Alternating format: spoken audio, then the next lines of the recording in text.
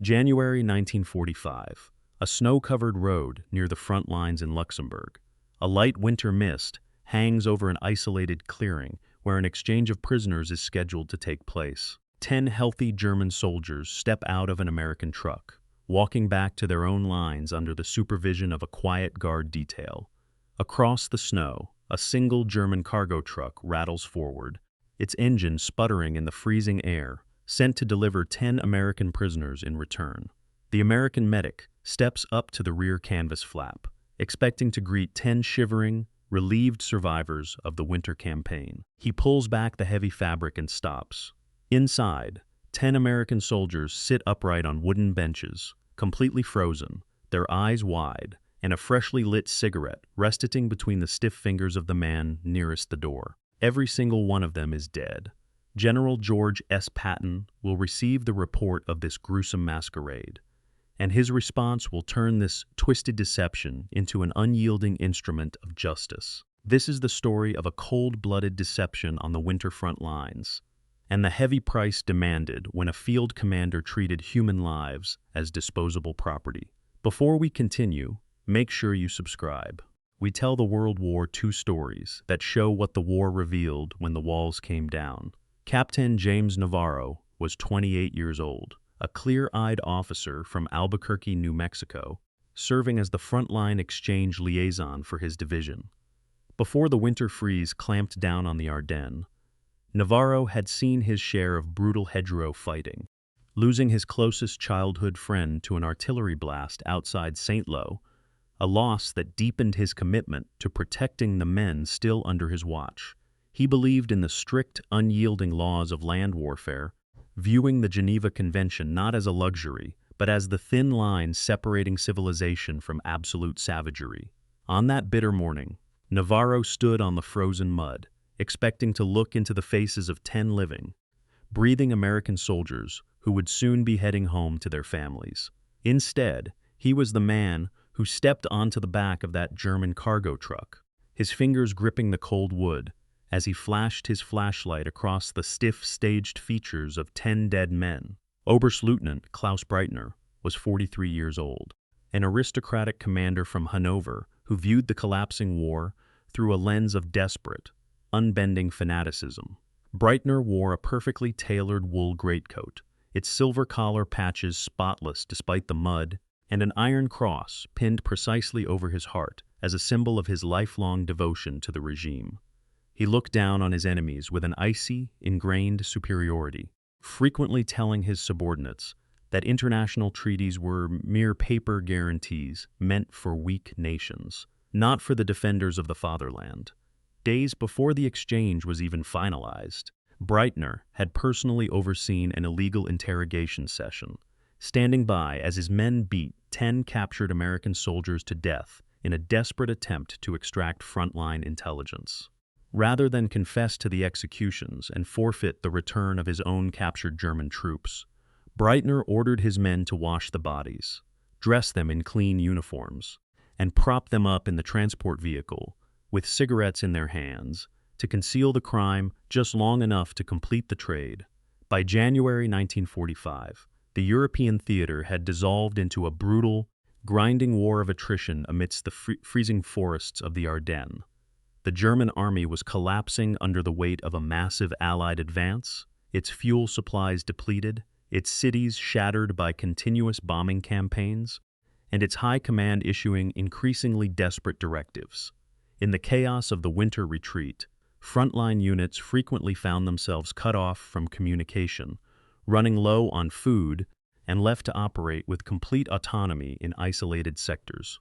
This breakdown of centralized discipline created a dangerous vacuum where rogue officers chose to ignore the basic rules of engagement to survive or score minor tactical victories. Many Allied commanders turned a blind eye to minor infractions or localized skirmishes along the borders, focusing their energy entirely on pushing the main battle line forward into the German heartland. Prisoner exchanges at the front lines were delicate, tense operations arranged by local agreements to clear out overcrowded field camps and recover valuable personnel before the spring offensives began. These exchanges relied entirely on a fragile, unspoken honor between adversaries, who knew the war was already decided.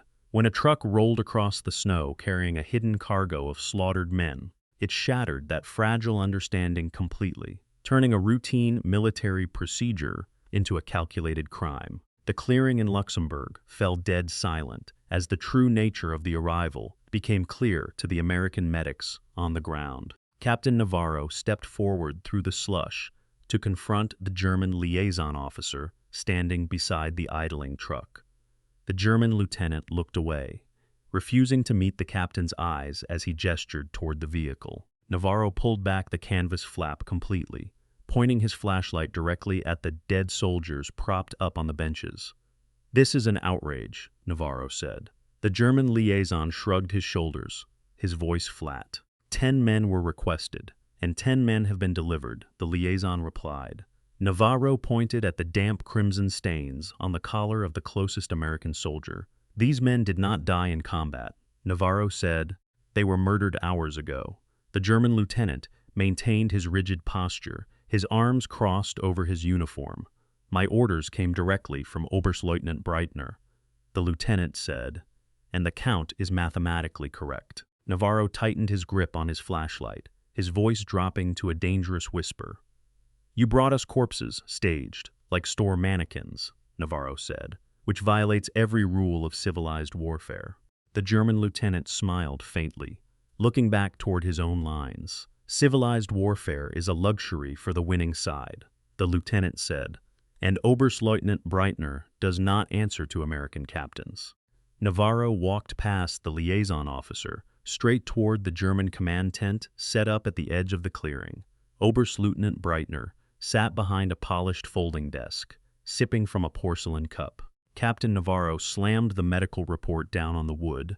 "Your men delivered 10 murdered prisoners," Navarro said. Breitner did not look up from his cup. "They are returned to American custody," Breitner said, "which is exactly what your headquarters negotiated. They were beaten to death during an interrogation," Navarro said, "and you dressed them up to hide the crime." Breitner stood up slowly, smoothing the wrinkles from his tailored wool coat. "You do not understand the realities of this front, Captain," Breitner said, "as those men were saboteurs who refused to provide necessary tactical information. They were prisoners of war under protection," Navarro said. Breitner laughed, a dry sound in the cold room. "Protection belongs to the strong," Breitner said, "and those men were merely assets utilized to secure the release of my own soldiers." "You staged them with cigarettes to mock us," Navarro said. Breitner walked to the tent opening, looking out over the snow. "It was a practical solution to maintain the agreement," Breitner said, "and your complaints change nothing because the trade is already completed." Navarro turned on his heel, his face pale with rage. "This is not a trade," Navarro said. "It is a war crime." The captain walked out of the tent and immediately reached for the field telephone. The report reached Patton within the hour. Patton's jeep pulled up to the clearing within the hour. 4 stars gleamed on his helmet, and his ivory revolvers rested on his belt as he stepped out into the freezing slush. The entire American detail went rigid, and the German guards lowered their eyes as the general walked directly into the command post. Patton studied the aristocratic German officer for a long moment.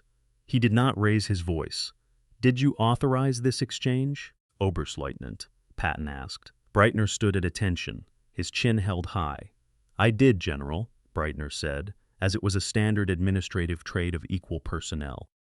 "Were the 10 American soldiers alive when you signed the agreement?" Patton asked. "They were subversives who succumbed during necessary operational questioning," Breitner said. "Did you order your men to prop those corpses on the benches and place a cigarette in their fingers?" Patton asked. "It was done to ensure the exchange proceeded without unnecessary delay from your frontline guards," Breitner said. Patton looked at him, his voice quiet but carrying across the room. "You believe your aristocratic blood and that polished uniform place you above the laws of civilized men.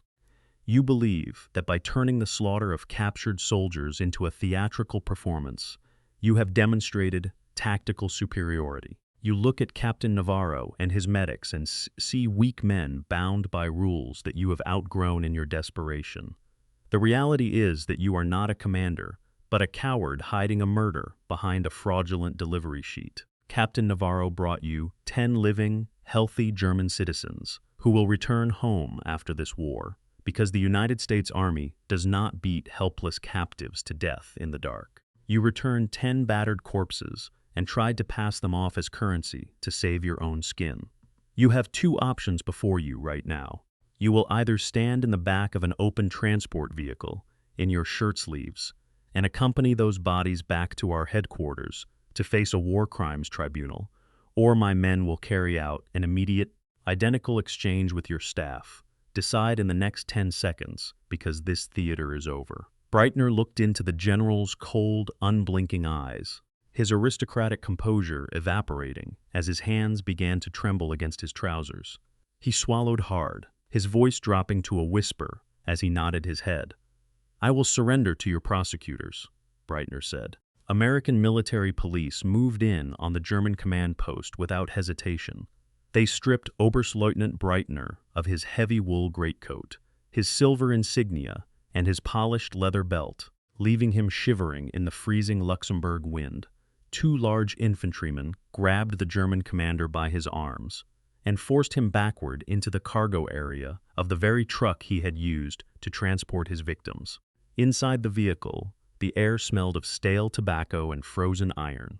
Breitner was pushed onto the wooden bench, forced to sit knee to knee with the 10 American soldiers his men had beaten to death. The American guards pulled the heavy canvas flap shut, locking the latch from the outside and plunging the rear compartment into total darkness. The truck engine sputtered to life, vibrating the wooden floorboards beneath the feet of the living officer and his dead companions. Dozens of German prisoners who had just walked across the clearing stood by the road, watching silently as their former commander was driven away like common freight. The vehicle rattled down the snowy trail toward 3rd Army headquarters, forcing Breitner to balance himself against the stiff shoulders of the corpses for the entire 2-hour journey. Captain Navarro returned to Albuquerque after the war concluded, attempting to leave the chilling memory of that Luxembourg clearing behind him. He married his high school sweetheart in 1946, established a successful hardware business, and quietly raised 3 children while refusing to watch films or read books about the European conflict. The former exchange officer rarely spoke about his military service to his family, but he kept his original leather-bound field notebook in a locked desk drawer until he passed away in 1989.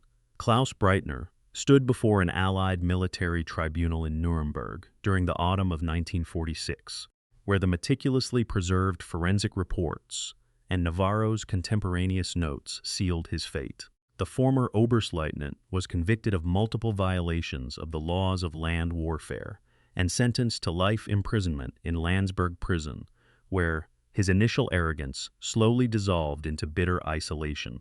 He was released under a general clemency program in 1957, returning to Hanover to work as a low-level clerk until his death in 1974.